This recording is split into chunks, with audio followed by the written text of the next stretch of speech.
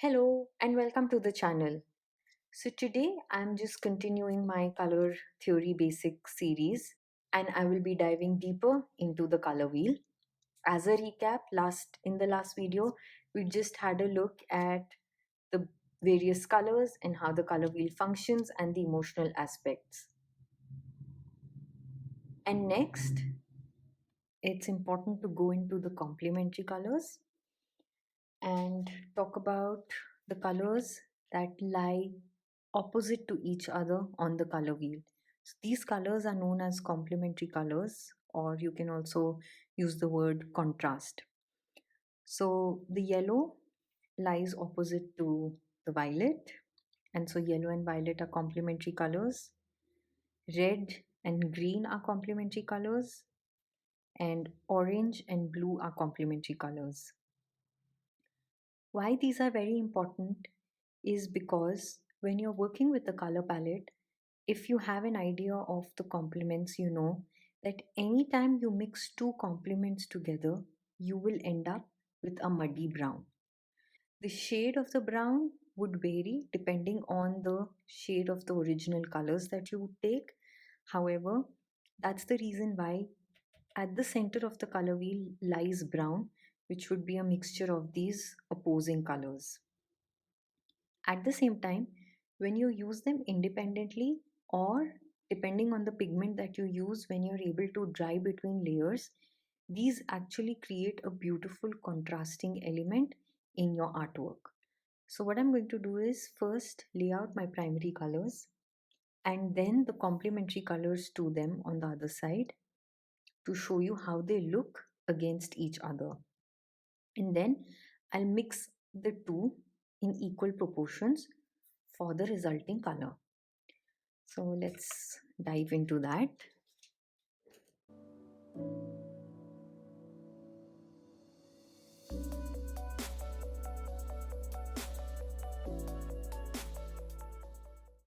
So first going in with the blue. Now my complements as well, I've just used the watercolor inks in the shades that I wanted, the green, the purple and the orange. So blue complements orange. And what I want to show you is when you look at them next to each other, they are striking and each is able to hold a place. Now, what's important is that when using such a combination, which I'm just going to show you, if you take the larger quantity of the blue, for example, just a smaller proportion of the orange would be enough to balance the color out. In such a project where you're trying to use the complements, you don't need to use equal quantities of the complementary color. So a larger chunk of the blue will be complemented just by a smaller portion of the orange, which makes the composition striking and adds that element of contrast. And that would be applicable to all the complements. And while we're still here, I'm just going to show you now how they would blend together if I end up mixing the two. So I'm going to just create a small little water bubble, add my blue, and on the other side I'm going to go in with the orange.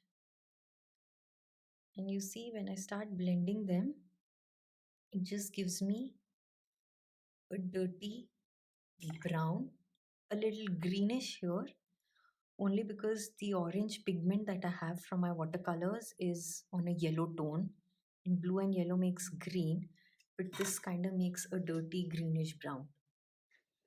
So that's the result of the blend that we get, and you can clearly distinguish here that using them next to each other, with one being in a little lesser quantity than the other, makes the color striking, but when they both blend together it just gives us a dirty murky color.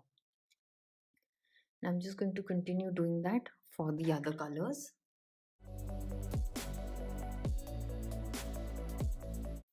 Red and green is such a perfect Christmas combination, right? But even there, if you realize the Christmas tree or the wreath, everything is green, green in larger quantities, and the berries or the accessories that go on are red in a smaller quantity. So that is the key there to bringing about an effective contrast composition.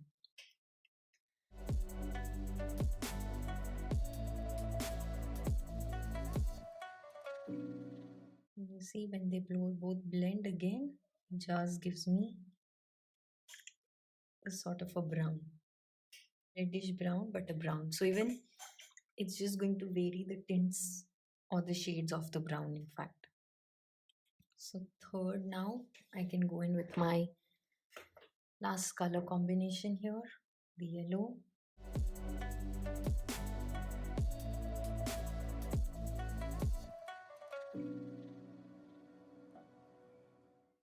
So this is effective if you're actually looking at creating brown tones and working with that. However, most often we just end up using the browns that we already have, and we would like to retain these colors in terms of our contrasting schemes, color schemes, and uh, in terms of the composition that we have in mind. So that's our complements, which is a very important aspect when we're working with colors, especially two or three colors to create a project.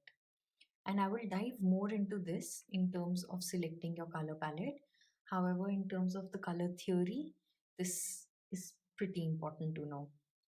The next thing is that colors can be transparent or opaque. It really depends on the pigment that we're using.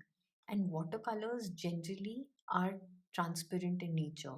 And these are watercolor inks, so of course they are much more transparent than watercolor cakes or even gouache. Gouache is supposed to be a slightly thicker form of watercolor, and they then would create a nice opaque layer.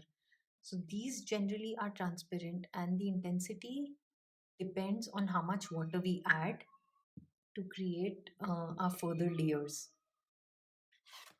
So just to show you the transparent nature of them, what I'm going to do is just create a black line with my marker and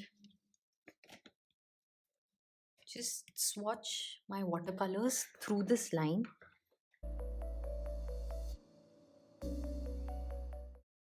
The black is still going to be visible, and that shows us how transparent watercolors are, especially like I'm saying these inks. And also it depends on the color that we're using and how much color we're using. So the more water I add, the more transparent these are going to get. And I'll just bring it up close to show you. The purple is the least transparent color here. However, it is transparent as well. But when you look at the yellow, that's the most transparent. It being a lighter color in itself, the transparent nature of it is much more visible. But the black line is still darker and visible. However, when we go in with a pigment like say gouache, some of them would be opaque and would form a translucent layer over the black line. So I'm going to be trying the same thing with acrylics and then show you. Like I said again, in acrylics, with heavy body acrylics, it would be much more visible. With regular acrylics, it's going to be more or less the same. So now let's get into some other terms which are important. And after, so of course I told you the original color is also known as the hue. So hue would be yellow, orange, blue, etc. Now comes the shade and the tint. So tint is any color which is mixed with white, and shade is any color which is mixed with black. So to give you an example, in the color wheel now, when red is mixed with white, we get pink, and that becomes a tint of red. So pink is actually a tint of red. And when we mix red with black, it gives us maroon, which would be a shade of red. And there's another word called tone, which is the hue plus gray. So when you mix red with the gray, it gives us this somewhat darker peach tone there. And that's exactly what happens with each color. So if we look at, say, yellow, yellow plus white is going to give us a lighter yellow, plus black is going to almost give us a shade of green there. um, mm, let's look at blue. Same thing happens. So when you add white, it just makes the color lighter, giving us a tint. When you add black, it makes it darker, giving us a shade. So I'm just going to try the same thing out with my watercolors here, and I'm just going to create one tint and one shade. So that's blue that I'm working with, and next to the blue I have my tint, which is going to be a lighter blue, the same blue mixed with white. And next to that, I'm going to show you my shade, which is the same blue mixed with black. So that's more of a darker, almost a teal blue there. And that's more of a sky blue. And that's going to be my original blue. Now, these are important because this helps us create shadows and lights in our project. So it's the shade that helps us create shadows, and it's the tint which helps us create the light. So when we're working with two or three colors, but we need to add depth and shadow, it's a combination of the original hue with either white or black that helps us bring about this depth of color. And it's very easy to achieve the result. This can also effectively be done with complements. So you can also go in with the complements of the color with lesser intensity. So say if I'm working with blue, I can just add a dab of orange and get a darker shade of the blue that will help me in my in adding my shadows. So that's another thing that can be done. And now I'm just quickly going to create a tint and a shadow for all the colors that I have here.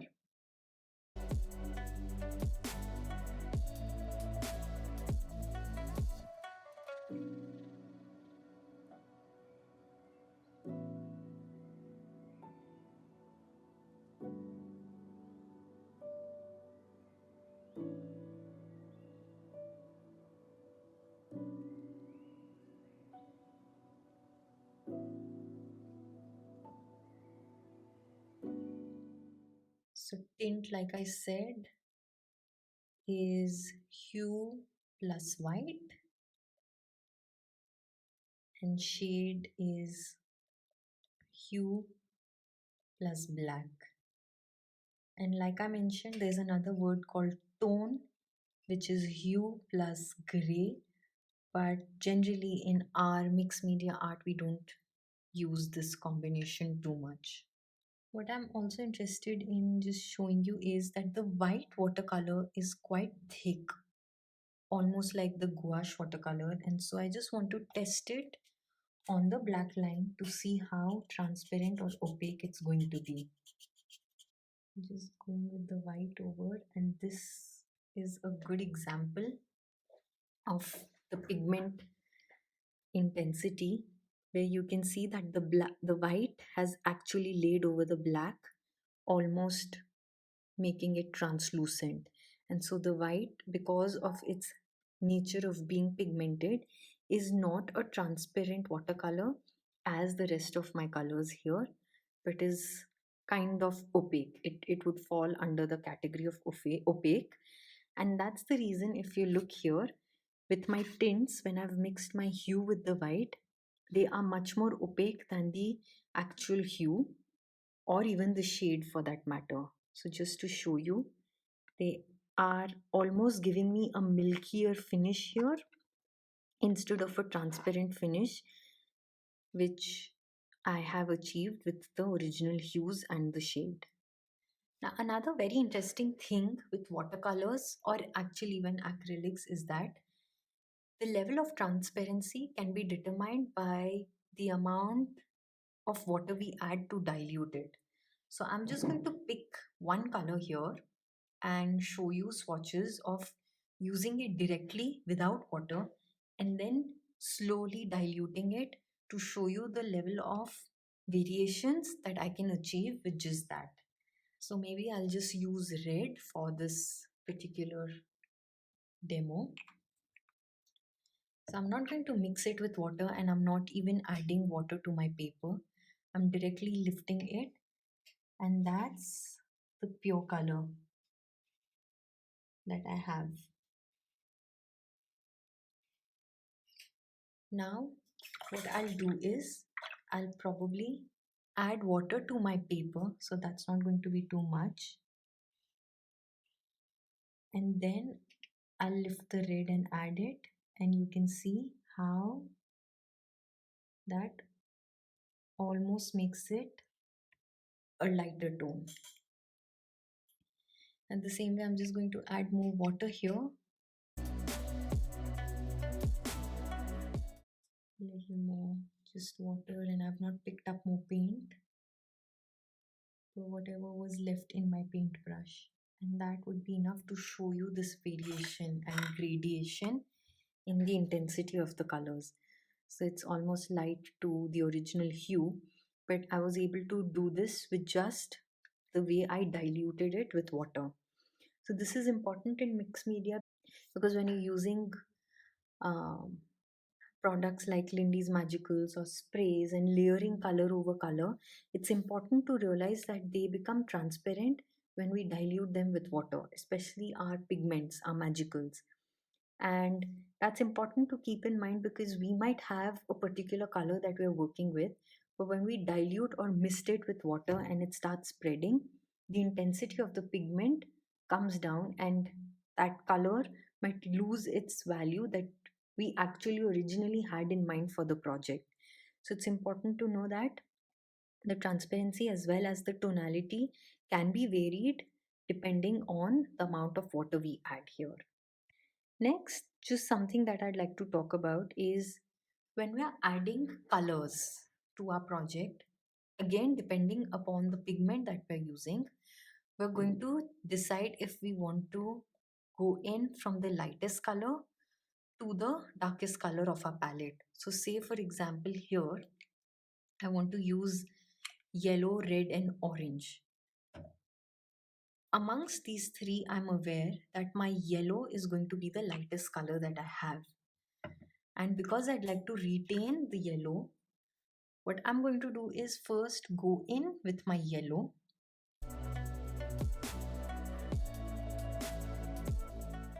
So I'm going to first go in with my yellow, and any which ways I know the blend of yellow and red is going to create an orange, and I have orange there. So I add my yellow down and I'm going to dry this first.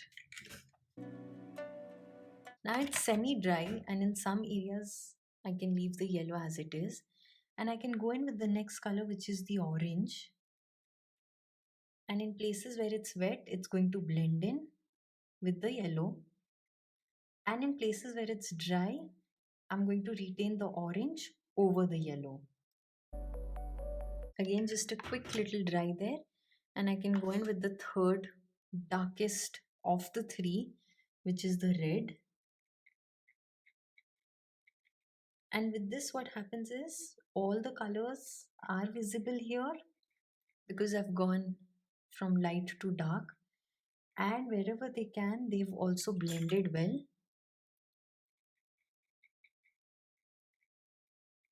to give me a new uh, color based on the mixing. So I can now just go in with a little more red here on the edges, and it's still going to remain that dark. And you can see the yellow underneath as well as the orange there. So that technique is very effective when we're working with watercolors, especially moving from light to dark, because I'm just quickly going to show you. If we went the other way and I added my red first, Then, if I go in with my lighter color, which is the yellow here, I'm not going to actually retain the original color of either, and it's only going to give me a blend of the two, which is an orange. So here I'm not able to see the yellow as well as the red. So in watercolors, in products with pigments, in watercolors, anything which have a transparent nature to them, it's important to go from the light color eventually to the dark color if you want to retain the color value of each hue. However, with acrylics, especially heavy body acrylics, we can always do the other way. We can start with a dark color, dry it, and then layer the light color because they have a tendency to be opaque and the lighter color shows clearly over the darker color. So, that was another very important tip when it comes to opacity, transparency, and adding colors to our projects. Now, what I'm also going to do is, like I promised, show you the same thing with acrylics. So I'm just going to be creating my acrylic swatches here without really talking too much, and be back to show you how a pigment like acrylic paints works against the watercolors that we've already tested.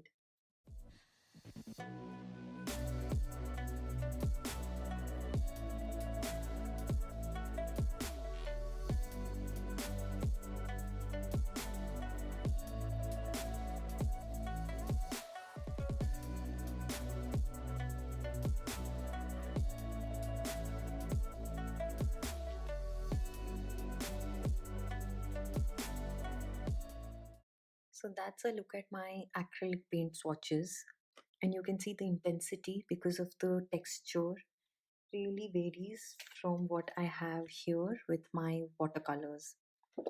So those are my primaries, and the kind of colors that I had, which was lemon yellow and ultramarine blue, and as well as the crimson red, gave me a very dull orange for my color mixing. However, if I would continue adding more yellow, I got this sort of a yellowish orange, which was of course quite different from my watercolor pigments here. Like I said, because of the texture, the amount of pigment, and the nature of the medium that we use. And again, here I just tried mixing the complementary colors, that's blue and orange, red and green, yellow and purple, and I've got quite murky shades of brown or burgundy, almost going into brown. So that's my mixes with that. Now on black, you can see they're not as transparent as they were with the watercolors. They have almost formed a translucent layer over black, which means to say that they are semi transparent, not completely opaque, but semi transparent. And when I use heavy body acrylic paints, you would see that they completely cover, and then those are opaque pigments. Now, like I said, this is helpful to know because when we're working with layers, it's just to say that if it's transparent, then the light passes through, but if it's opaque, it blocks the light. And it's a very handy tip when we are doing shading, adding lightness at some areas, darkness at some others, to know your pigments really well and their colors so that when working with those elements, our color variations, our shadows, our lights can be managed accordingly. So I just created tints and shades of the three primaries, and that's a look at the tint of the red, the shade, the tint of the blue and the shade, and the same, the tint of the yellow and the shade. This is just an example of the gradation where I directly applied the paint. I diluted it with a little water, with more water, and hardly any pigment, but mostly water, causing almost a transparent watercolor finish here. Next, just to experiment with adding colors here, like I did light over dark and dark over light, I did the same thing.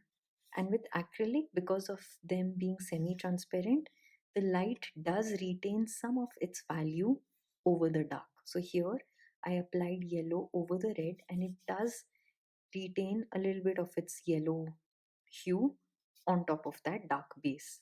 And here I was just creating a blend so they nicely blend with each other, giving me a nice mix. So that's about my color theory basics, and I hope you've enjoyed this video. If you've enjoyed this and it's been informative, do hit the thumbs up and like the video and leave your valuable comments. I always say I truly, truly appreciate them. And until the next time, take care and bye bye.